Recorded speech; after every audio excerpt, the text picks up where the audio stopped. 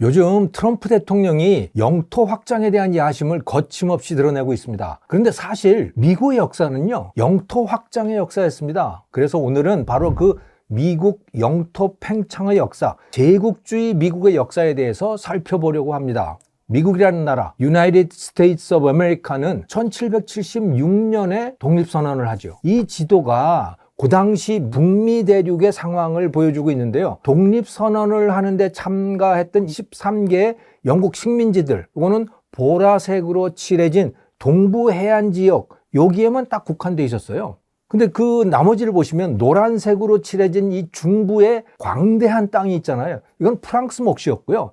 그래서 그 이름도요, 루이 14세의 땅, 루이지애나라고 이름이 붙었던 겁니다. 연두색 서부 땅은요, 대부분 스페인 땅이었고요. 나중에는 멕시코가 독립을 하면서 멕시코 땅이 되는 거죠. 그게 뉴멕시코였던 겁니다. 그런데 미국하고 프랑스 전쟁이 벌어지고 미국인들이 또 서부로 진출을 하면서 1783년에는요, 지도에서 이렇게 보시듯이 갈색이 칠해진 만큼 이렇게 영토가 확장이 됐어요. 그래서 서북쪽으로는 위스콘신, 일리노이 이런 데가 있는 거고요. 남서쪽으로는 미시시피, 엘라바마 여기까지도 영토가 확장이 되는 거죠. 그러다가 1803년 놀라운 일이 벌어지는데요. 미국이 루이지애나 땅을 사들이게 되는 겁니다. 미 합중국 독립 이전에 1756년부터 7년 동안요, 유럽의 모든 열강들이 참가한 7년 전쟁이라고 하는 게 터졌거든요. 그리고 이 전쟁이 끝나잖아요. 이게 파리 조약이라고 하는 데에서 이제 영토가 분배가 되는데, 프랑스 영토이던 미시시피강 서쪽 루이지애나, 이게 스페인 수중으로 넘어가게 됩니다. 그리고 나서 프랑스에서 대혁명이 터지잖아요. 그리고 나폴레옹이 집권을 하지 않습니까? 근데 그 나폴레옹이 이 북미 대륙에 욕심이 생긴 거예요. 그래서 스페인한테 거래를 제안하죠. 이탈리아 남부의 이 토스카나 지방을 나폴레옹이 점령을 했었거든요. 그거를 스페인한테 주고 그 대신에 야, 너희들이 갖고 있는 이 북미 대륙의 루이지애나 이거를 나한테 줘. 이렇게 해서 서로 거래를 하게 되는 겁니다. 그러면서 나폴레옹이 북미 지역에 본격적으로 진출을 하려고 하는 거거든요. 그래서 그 교두보로 병사들을 배에 실어서 보내가지고 카리브해에 있는 아이티를 점령을 하려고 그랬어요. 그런데 이게 뜻대로 안 된 겁니다. 병사들 사이에 반란이 일어나기도 했었고요. 또 설상가상으로 이 전염병까지 겹쳐서 프랑스군이 거의 전멸하다시피 했어요. 그러면서 나폴레옹은 이 북미 지역으로 진출하는데 흥미를 잃게 되는 거죠. 그 무렵에 미 합중국 제퍼슨 대통령이 미시시피 강을 좀 쓰고 싶었던 거예요. 그런데 그게 프랑스 관할이 된 거 아닙니까? 나폴레옹 관할. 그래서 프랑스에다가 사절단을 보냈는데요. 그 자리에 나폴레옹이 나왔던 겁니다. 근데 뜻밖의 제안을 하죠. 우리가 갖고 있는 저 루이지애나 땅, 저거 당신들이 가져가세요. 나는 이제 그거 관심 없어요. 이렇게 제안을 하게 되는 겁니다. 근데 그 땅의 크기가 얼마냐면요, 남한 땅이 10만 제곱킬로미터거든요. 근데 그 땅이 212만 제곱킬로미터인 거예요. 그래서 미국이 그 땅을 1,500만 달러를 내고 삽니다. 이게 현재 미국 영토의 3분의 1에 해당하는 땅이거든요. 근데 단가로 따져보면요, 1제곱킬로미터당 7달러예요.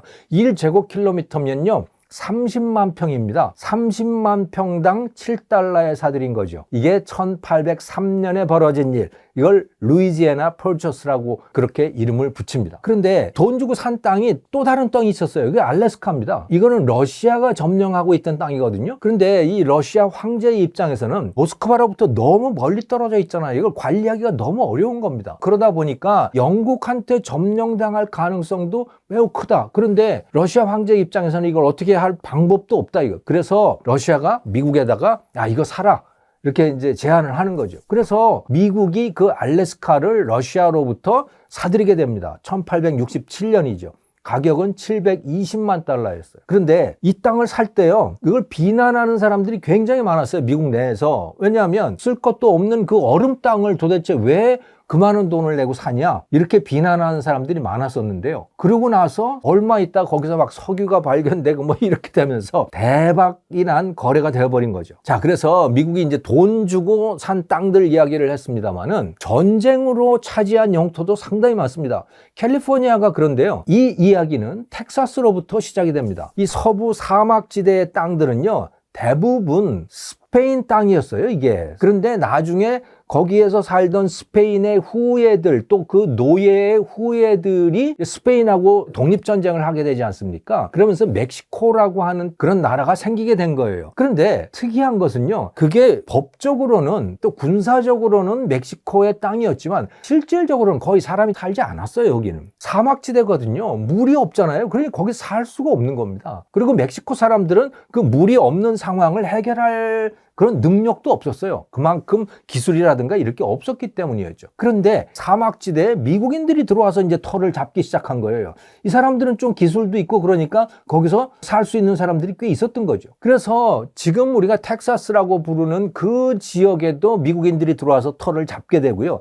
그래서 지금 텍사스 지역 거기에 터를 잡은 미국인들이 멕시코와 전투를 벌이게 됩니다. 그래서 독립된 나라를 세우게 돼요. 거기다가 그게 텍사스 공화국이라고 하는데요. 그게 1836년인데요. 그렇게 텍사스 공화국을 설립을 했는데 독립된 나라로 살기는 너무 거기가 험악한 거죠. 그래서 결국은 텍사스 사람들이 미국, 미합중국이라고 하는 데는 여러 스테이트들이 연합해서 존재하고 있는 그런 나라인 거예요. 연방공화국인 거죠. 거기에 우리도 좀 끼워줘. 이렇게 텍사스가 제안을 하게 된 거고 USA가 그것을 받아들여서 28번째 주로 가입을 하게 됩니다. 그게 1845년의 일이에요. 그런데 멕시코의 입장에서는 이거 정말 화가 나는 일이잖아요. 그들이 텍사스 사람들 독립하는 거 그건 그럭저럭 눈 감아줄 수 있었지만 이들이 거의 적대국 비슷하게 되어 있는 이 USA의 영토로 들어간다? 이거는 도저히 용납할 수가 없었던 겁니다. 그래서 1846년에 멕시코가 미국에다 선전포고를 하게 됐고요.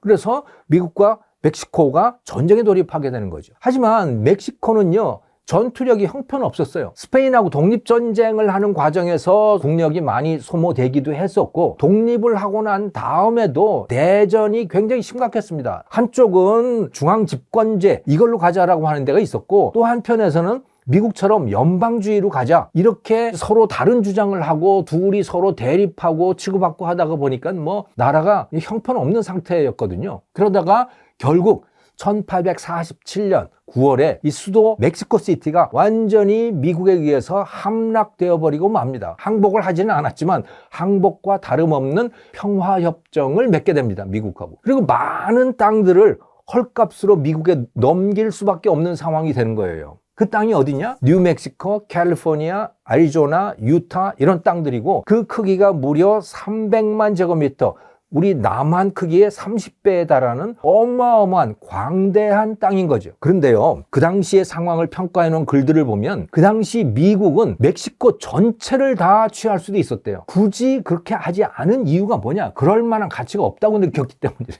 그런데 그렇게 얻어낸 새 땅 캘리포니아에서 1948년에 대규모 금광이 발견이 됩니다. 그러니까 사람들이 전부 금을 캐기 위해서 서부로 몰려들기 시작했을 거 아니에요? 그래서 가보니까 거기에 태평양이라고 하는 게 있잖아요. 그래서 태평양 진출 분위기도 본격적으로 무르익기 시작했던 겁니다.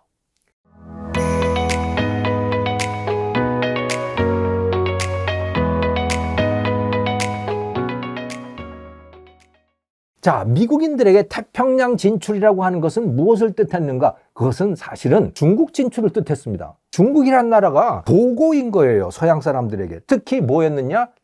티라고 하는 게 영국 사람들한테 굉장히 중요한 생활의 일부분이 됐잖아요. 그 티는 중국에서 나오고 인도에서 나오고 다 그런 것들이에요. 또 실크, 도자기 이런 것들은 동양의 것들이고 동양의 중심은 중국이었던 거죠. 거기다가 인구도 엄청나게 많기 때문에 미국 상품을 거기다가 내다 팔 수도 있는 거 아니에요. 그게 바로 중국이었습니다. 미국이 그래서 본격적으로 중국 진출을 시작한 거는 사실은 그 좀 전이거든요. 영국과 중국 사이에 아편 전쟁이 벌어지지 않습니까? 그때부터 미국인들도 중국에 진출하기 시작했어요. 이 아편 전쟁을 통해서 영국은 홍콩을 차지하잖아요. 그리고 샹하이의 일부를 또 차지하게 되는데요. 미국도 여기에 이제 가서 거둔 거죠. 그래서 1844년에 그 당시 중국은 청나라잖아요. 이 청국 조정과의 협상을 통해서 왕샤 조약이라고 하는 것을 맺게 됩니다. 그 조약의 내용이 뭐냐면 5개의 항구에서 미국 상인들이 무역을 할 수 있다. 거기에 차별하지 말라. 이런 내용이고요. 또 중국에 가 있는 미국인들은 중국법을 적용하는 게 아니고 미국법에 의해서 다스려진다. 이게 치외법권이라고 하는 거죠. 이것까지 인정을 받게 됩니다. 그래서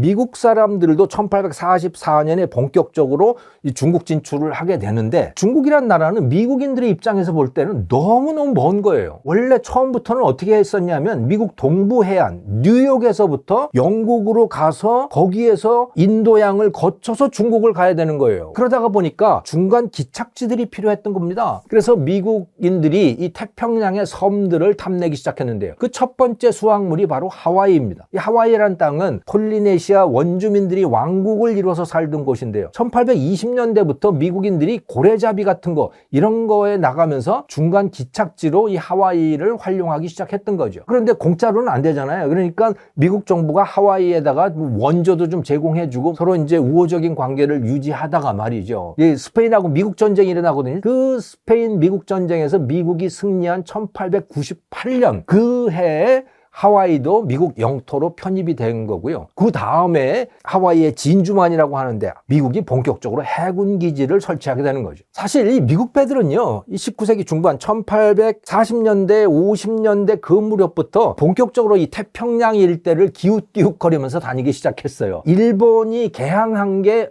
언제입니까? 1853년이잖아요. 그때 흑선 사건이라고 하는 게 터지지 않습니까? 까만 배가 들어와가지고 일본 앞바다에다가 배를 세워놓고 너희들 개항해라, 우리가 들어가겠어, 이렇게 막 윽박지르고 그러잖아요. 그때 그 흑선이라고 하는 거, 그거는 이 미국 해군의 페리제독이라고 하는 사람이 몰고 온 함대였던 거예요. 그리고 신미양요라고 하는 거 있잖아요. 우리 역사 시간에 배우는 미국의 해병대하고 조선 군대가 서로 부딪힌 거죠. 개항해라라고 또 요구를 한 거예요. 근데 일본에서는 개항해라라고 했을 때 개항을 했는데 우리는 개항하라고 요구를 했는데 개항을 안 한 거예요. 어떻게 합니까? 전투가 벌어진 거죠. 그게 신미양요입니다. 그러던 중에 미국 스페인 전쟁이 터지게 됩니다. 발단은요, 쿠바의 독립운동 때문에 벌어진 일이에요. 원래 이 땅은 스페인 식민지였죠. 그런데 쿠바에 살던 사람들이 이제 독립운동을 벌이게 되는 겁니다. 왜 내가 너희들한테 세금을 내야 되느냐? 그런 저항이었던 거죠. 그런데 쿠바 사람들의 독립운동을 지원한 게 누구겠어요? 스페인이 꼴 보기 싫은 나라 아니겠어요? 그게 바로 미국입니다. 그래서 미국은 쿠바의 반란군들을 지원을 했던 거예요. 그러니까 스페인 입장에서는 미국을 그만두고 볼 수가 없잖아요. 그래서 1898년에 스페인과 미국이 결국 쿠바를 놓고 전쟁에 돌입하게 됩니다. 그런데 또 동시에 다른 곳에서도 전투를 벌이기 시작했어요. 그게 뭐냐면 필리핀입니다. 바로 필리핀도 스페인 식민지였거든요. 그런데 미국 함대가 마닐라만에 있는 필리핀의 무적 함대 선박들을 공격을 하기 시작한 거예요. 그래서 쿠바와 필리핀 양쪽에서 두 나라 간의 전쟁이 동시에 벌어지게 됩니다. 그리고 미국이 승리를 하게 되는 거죠. 그 해 12월에 스페인이 갖고 있던 많은 식민지들이 미국의 손에 넘어오게 되는 겁니다. 필리핀이고 괌이고 카리브해에 있는 푸에르토리코, 여기 다 미국 영토가 되는 거죠. 그런데 쿠바는 독립을 시켜줬어요. 하지만 조금 있다가 결국 미국의 보호령으로 편입이 됩니다. 쿠바도. 나중에 이제 쿠바에서 혁명이 일어나가지고 카스트로에 의해서 쿠바가 사회주의 국가가 되고 아직도 사회주의 국가로 그렇게 남아 있습니다만은 상당한 기간 동안은 미국의 보호령으로 있었습니다. 트럼프 대통령이 이번 취임 연설을 하면서요, 윌리엄 맥킨리라고 하는 이름을 등장시켰거든요. 맥킨리 대통령이 관세와 재능으로 미국을 부유하게 만들었다. 그래서 알래스카에 있는 5,959m짜리 봉우리가 있는데 그 이름이 데날리봉인 거예요. 그거를 맥킨리봉으로 이름을 바꾸겠다라고 하면서 이 맥킨리 대통령을 지켜 세웠거든요. 바로 이 맥킨리 대통령이 누구냐 하면 미국 스페인 전쟁을 승리로 이끌었던 바로 그 주역이었던 겁니다. 그 사람의 뒤를 이은 루즈벨트 대통령은 1914년에 파나마 운하의 경영권도 가져오게 되는 거죠. 그러니까 미국의 팽창주의는 대단했던 거예요. 근데 1918년에 세계 제1차 대전이 끝나면서 미국의 팽창주의도 상당히 사그러들게 됩니다. 여러분, 민족 자결주의라고 하는 거 들어보셨죠? 각 민족의 일은 각 민족이 알아서 해결해야 된다. 이것이 바로 미국 변화의 증거인 셈이었던 거예요. 그런데 우리 코리안들도 그 윌슨의 민족 자결주의를 믿었던 거죠.